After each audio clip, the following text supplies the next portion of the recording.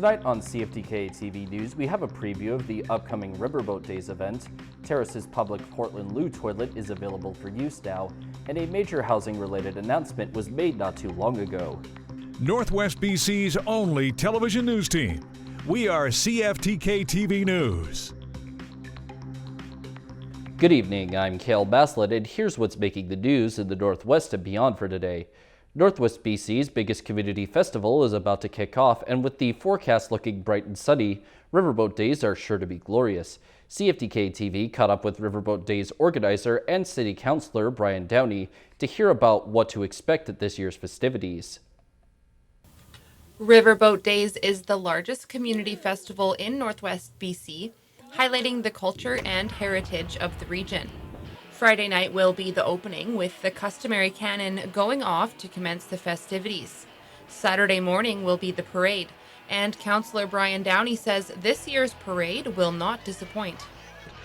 The parade on Saturday morning is going to be the longest parade we have seen in a long, long time. It is lots of people are coming forward to be involved in Riverboat Days.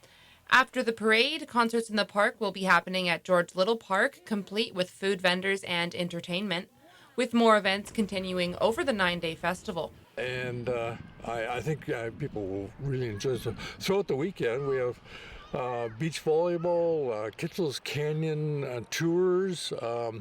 Next weekend, we will have the airport putting on a big, as you know, the airport's been going through renovations with their arrivals area, and they will have that open. And then on the Sunday night, the last event of Riverboat Days, we'll have the drone show.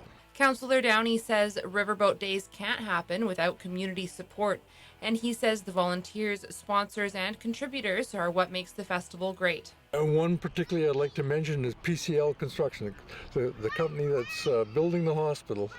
Has last year and this year are putting up the big saddle tent in the park. I really appreciate the contribution all of these sponsors make to the festival. Riverboat Days runs August 3rd to 11th. For CFTK News in Terrace, I'm Jaylene Matthews. Conservative candidate for Skeena, Claire Rattay, says the new Conservative healthcare model rollout plans to address system issues like ER closures that have plagued the Northwest. Most recently, Northern Haida Gwaii, Prince Rupert, and Kitimat emergency rooms have all seen repeated closures due to mainly staffing shortages. Rattay says the proposed plan would help aim to keep more ERs open. A universal single-payer system that ensures that you will only ever need your BC Services or health card to access health care, but it can be provided both through government and non-governmental facilities to ensure that we can keep wait times low, hiring back many of the health professionals that are currently not employed in our system because of their own healthcare choices, repealing Bill C-36 so that we can actually keep ERs open and ensure that the healthcare professionals we already have are being utilized, and encouraging and incentivizing further professionals to work in rural, remote communities that are in desperate need of more healthcare professionals. British Columbians will go to the polls on October 19th. In a recent announcement, it was confirmed that not only homes, but culturally supportive places will be provided to the Indigenous community in Smithers. CFTK's Damian Smith has the latest.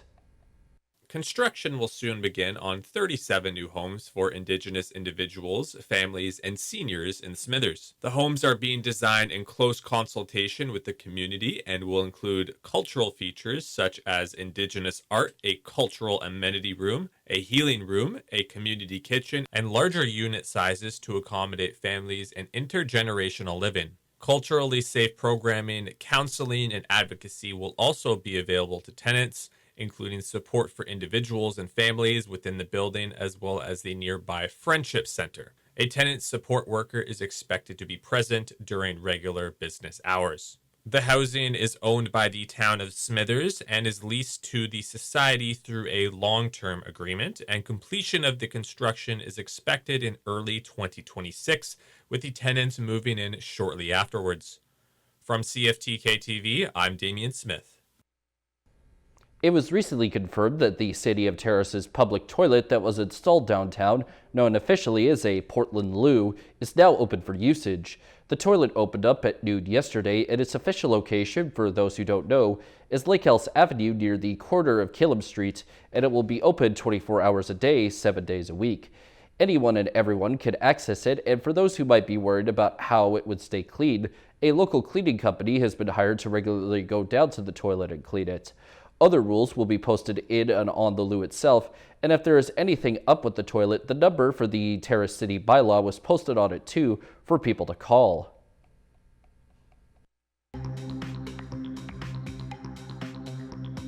Coming up next, a battle between BC's housing minister and West Vancouver is escalating. Welcome back. The battle between the province's housing minister and West Vancouver is heating up. West Van is the only community refusing to amend its zoning bylaws to allow for multiple units on all single-family lots. The minister is rejecting calls for an extension and is now warning the municipality if it doesn't come into compliance in a month, the province will step in. CTV's Shannon Patterson has the story. West Vancouver is the only municipality in BC that has so far refused to change its bylaws to come into compliance with a new provincial law that allows for the construction of multiple units on all single-family lots. West Vancouver Council has had since last year, like all their communities, time to do this work. Staff have already done the work and recommended to them a path forward and asking them to approve it. Last week, the minister gave West Vancouver Council until August 24th to amend its bylaws. He's told us it's his way or the highway. I'm just really disappointed he wouldn't take the time to listen to the things that we are doing to address the housing needs properly that will work. The mayor says 97% of properties in West Vancouver are already compliant with the new law because they allow secondary suites and coach houses. The provincial legislation says if you allow 3 units, that's fine. You can stop there. We already do that. He says the remaining 3% of single-family lots aren't designed for more than one dwelling. With the greatest of respect to the minister in this legislation, I don't actually believe it will have any impact in our community because it doesn't work. At an emergency meeting on Monday, Mayor and Council asked for an extension until mid-September because some members are on vacation in August. I'm sorry if it disrupts people's holidays, but there's way too many people struggling to try to find housing right now, and it's our responsibility to get this work done as quick as we can. With the mayor's request for an extension flatly denied and the minister unwilling to meet with him. Yeah, I would say the gun is to our head. It's his way or the highway, so I'm calling for another special meeting tomorrow for my members of council. I have to give 24 hours notice, and I'll let them respond to what the minister has said. What we have made clear is they have till the date that's prescribed to them to get their zonings approved and done. If not, the province will have to step in and make some decisions. If mayor and council won't vote for change here, it appears the province will do it for them. Shannon Patterson, CTV News, West Vancouver. A bus driver who pulled over to put out a fire in East Vancouver has been honored for his quick thinking. It's likely he saved a business from extensive damage, but the Coast Mountain employee doesn't know why everyone is making such a big fuss about it. CTV's St. John Alexander has the story. Brian Donovan was just about finished his shift on the number 20 Victoria when he knew his help was needed. That bright light he saw in the distance was fire. So with a handful of passengers on his bus, he pulled over. I got out, used the fire extinguisher that we have at our disposal, and didn't think much of it. He may not have, but the man who owns the cheese store up front believes Les Amis du Fromage may not be open today if it weren't for Donovan's quick thinking. Inside that room, it's full of paper packaging. It just would have ignited. It would have been a bad scene. We would have closed. Clearly, Vancouver firefighters are grateful too, reminding everyone how quickly fire spreads and honoring the Coast Mountain Bus Company driver with the Chief's commendation. And we thank you for stepping up and making a difference in our community. Thank you. I appreciate it. Thank you. Yeah, I don't feel I've earned it at all, but I appreciate it from everybody. His employers also showed their appreciation. His passengers cheered and the bus was only 5 minutes behind schedule. And not to be outdone, the owner of the shop gave Donovan a big box of cheese, of course, charcuterie, and champagne. St. John Alexander, CTV News. This won't last long. Vancouver. Turning to tonight's weather, the north coast should get a few clouds with a low of 10 degrees. The Terrace-Kitimat area is likely to get a few clouds of their own, plus a low of 11 instead. And the Bulkley Valley and Lakes District will only have clear skies, but with a low down at 3 degrees.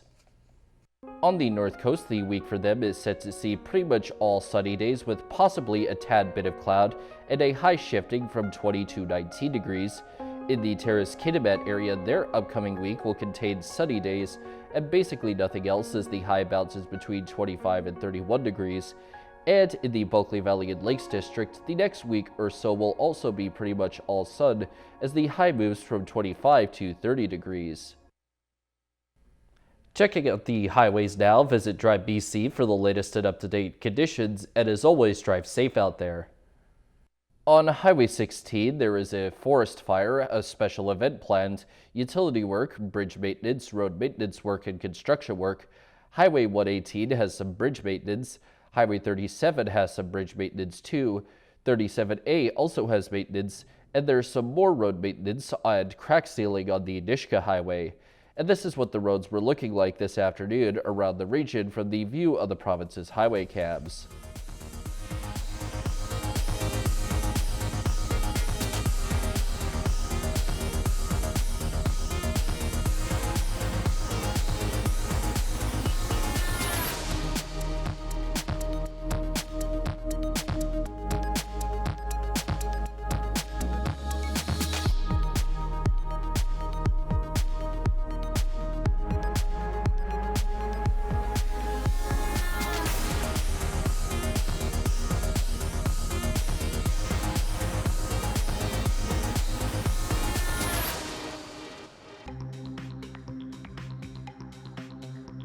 Still to come is a heartwarming tale of a man overcoming trauma with help from his dog. Welcome back. A man who was suffering a mental health crisis was shot by Toronto police officers in a case where many believe that police biases against people of color was the reason for the shooting. CTV's Rahim Ladani now with more information on the story. It was last Wednesday morning when Cheryl Maxey received a call that her son had been shot by a Toronto police officer. Felt like I couldn't breathe, I was crying, I was hysterical. Her 32-year-old son, Tyler Coor, had been shot the evening before in Cabbagetown. Police had responded to reports of a man with a knife near Carlton and Parliament Streets. A large knife bordered by police markers could be seen after the shooting. Coor remains at St. Michael's Hospital in critical condition, where his family says he's undergone multiple surgeries. His recovery is a long ways off. Coor is an Afro-Indigenous man from White Bear First Nation. His family says he has schizophrenia and was having a mental health crisis. They say he told his mom he was calling for help and doesn't understand why police shot him.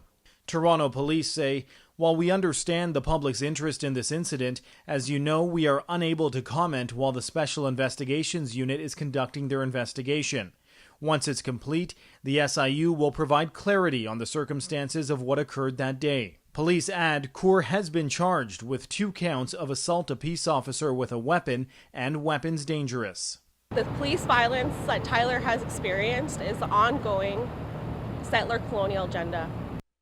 Demonstrators took to the middle of the streets on Lakeshore and Parliament to advocate for Coor and what they believe is biased policing against Indigenous people. The Toronto police know that Indigenous people are disproportionately affected by police violence, and they're held in detention longer than any other demographic. For Coor's mother, she wants to know why a crisis support team wasn't brought in before he was shot. I just wish they would handle mental health more cautious and more understanding, more compassionate to the mental health people. An approach, she says, could have prevented her son from laying in a hospital bed. Rahim Ladani, CTV News.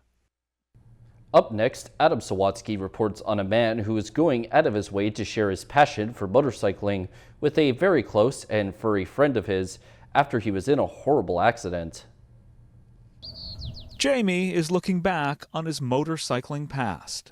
Like the passion was always there. Until a car rear-ended him so hard he was thrown 70 feet off it.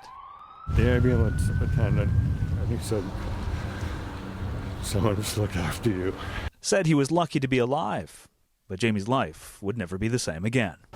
Horrible symptoms. Like everything was just too much. Including the traumatic brain injury that left him unable to work as a chief naval technician, and mental health issues that left him struggling to be the husband and father he once was. Started realizing that all my actions of trying to be that proud, strong person, it wasn't working. So Jamie started accepting his vulnerability, his new way of being in the world, with the help of an unexpected gift from his son, a dog named Joe. He's special. He's helping Jamie heal. He's just the best addition to our family. Especially after more than 3 years of feeling too uncomfortable to ride his motorcycle, Jamie discovered Joe sleeping in his sidecar one night. And then the next morning we got up, we did 2 laps around the cul-de-sac, and we haven't looked back since. Ready, Joe? Jamie and Joe have spent the past 2 summers embarking on daily drives together. Let Joe just do his thing. And Joe's thing, it seems, is singing. Accompanied by Jamie and harmonica, the dog performs for the people they pass, inspiring countless strangers to smile. He's special. Take pictures. Yes, you're nice. More than fueling them with positivity, it just elates me. It's providing Jamie with a renewed sense of purpose. To give back to people is what I want to do. A joyful return to the road of life with his best friend by his side. Adam Sawatsky, CTV News, Victoria. A wildfire that started in California about a week ago has become the 6th largest in the state's history. It scorched an area just over the size of Los Angeles, forcing thousands from their homes. As NBC's Steve Patterson reports, one man is facing the blame. Firefighters battling the park fire, hoping to take advantage of cooler weather this week to increase containment of this massive blaze. Thousands are under evacuation alerts, dozens of homes destroyed, along with countless close calls. Family and friends were like, "You got to get out of there." I decided to stay. I had a couple of people with me to fight the fire, and we knew it was going to be bad. We just didn't know how bad it was going to be. The man accused of starting the wildfire appearing in court for the first time, facing felony arson charges. In Central California, the 53,000-acre Burrell fire leveling this historic mining town and nearly trapping 2 Kern County Sheriff deputies. We appear to be surrounded by fire. 10-4. Thankfully, the officers survived. In Northern California, much of the burn zone covers areas that have been repeatedly impacted by wildfires, including Paradise, California, where 85 people died in 2018. Amid the devastation, moments of joy. These Rottweiler puppies and their mother, stuck when their owner's truck broke down, were rescued by Butte County sheriffs. A small victory as the war against wildfires rages on. And now we turn our attention to the stock markets. The Canadian dollar is down to 10 cents. The price of gold is up $7.80. Oil is down $1.60. Natural gas is down 7 cents. Aluminum is up $66. In Toronto, the TSX is down 387.60 points. The Venture Index is down 9.94. In New York, the Dow Jones is down 494.82, and NASDAQ is down 405.25. Still ahead is a look at Windsor's attempt to be more environmentally friendly.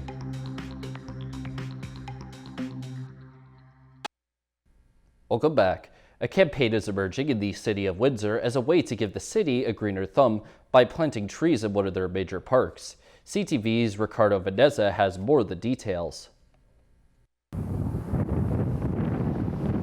At Robert McDonald Park, towering trees are part of the plan for a greener Windsor. Yeah, so this is one of the last trees that we planted for spring. The city's forester, Yemi Adie, helped to oversee the city's 1,400th tree planted as part of its spring campaign in June.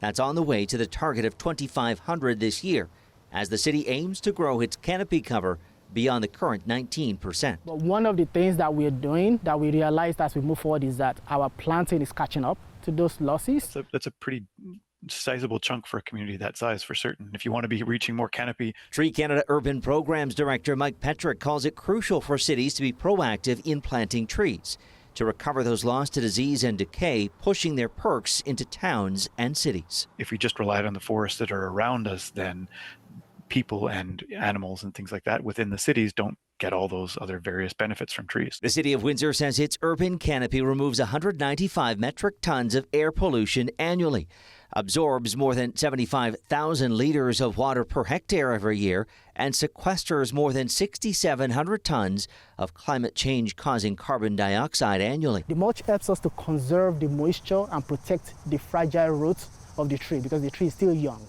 The planting is part of the city's $23.5 million Parks and Recreation capital budget, and ADA expects it to be a record year for planting as long as Mother Nature cooperates. Hopefully, fingers crossed, we don't have a disaster when we're supposed to be starting the planting program. The city is seeking a grant administered by Tree Canada as part of that push to boost its planting program. Ricardo Vanessa, CTV News.